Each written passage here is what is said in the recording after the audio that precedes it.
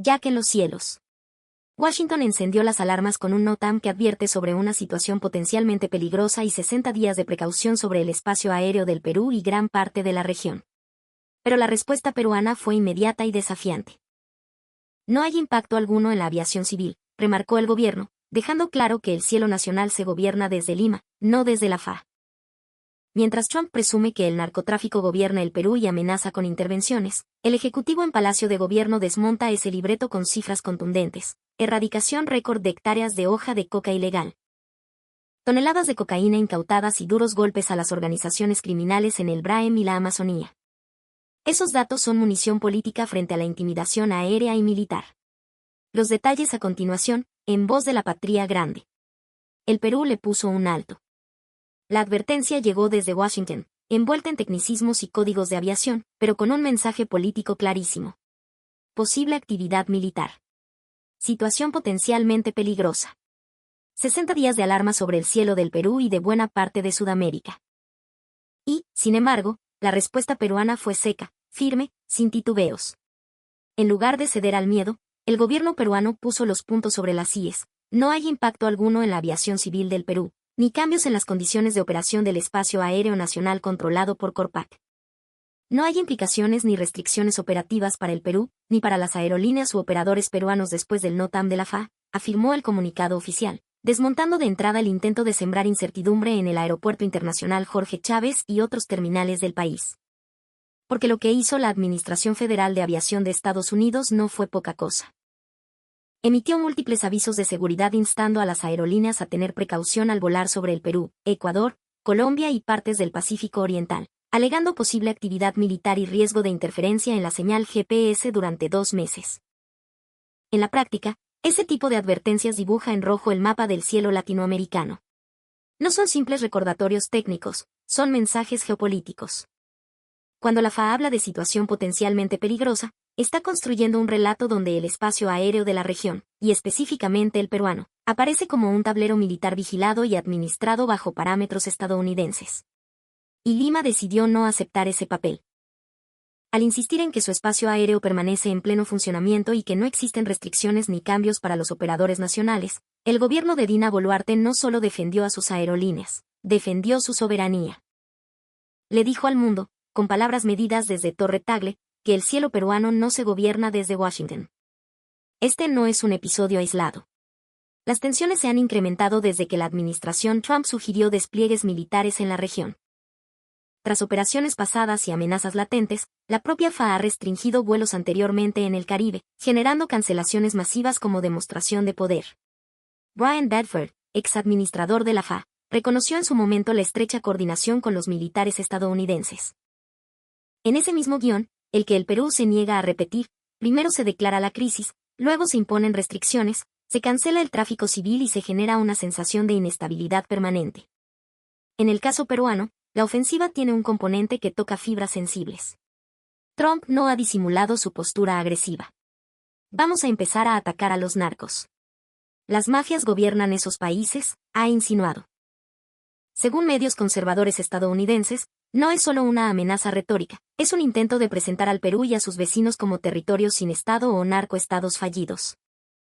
Esa narrativa pretende justificar cualquier cosa, desde presiones comerciales hasta operaciones especiales encubiertas en la selva peruana.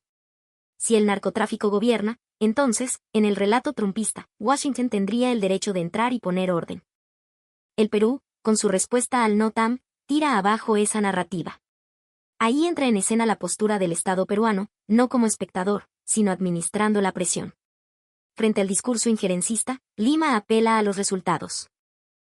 Hay avances muy contundentes de la interdicción y del trabajo que ha estado haciendo la Policía Nacional y las Fuerzas Armadas, se afirma, subrayando que aquí no hay un país pasivo esperando órdenes. ¿De qué resultados habla?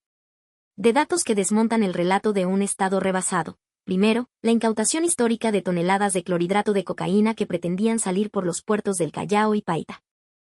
Segundo, la destrucción de pistas de aterrizaje clandestinas y laboratorios en la selva alta.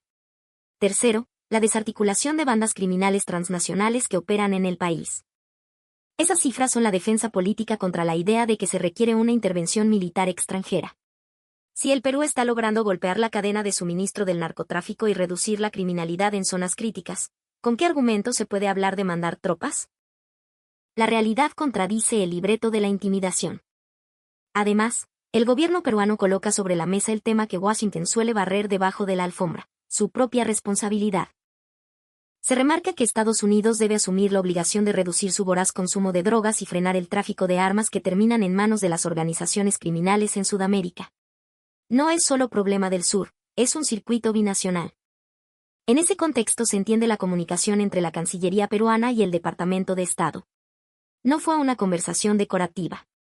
Se habló de la lucha contra el narcotráfico en medio de las presiones para lanzar operaciones en la región.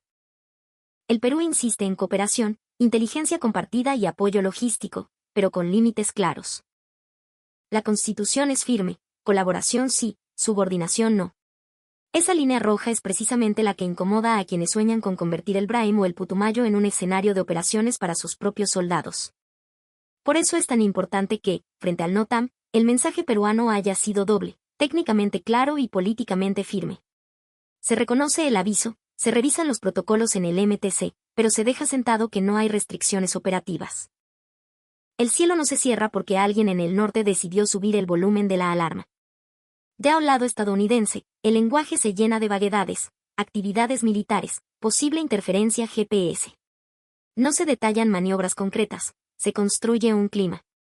Del lado peruano, en cambio, se habla de operaciones normales, de continuidad y de soberanía aérea. El alcance del aviso abarca Perú, Colombia, Ecuador y el Pacífico Oriental, incluyendo áreas bajo responsabilidad del Centro de Control de Lima. Es una franja entera del continente puesta bajo etiqueta de precaución. Si no se responde, se normaliza la idea de que Sudamérica es un patio trasero militarizado. El Perú está cortando ese automatismo.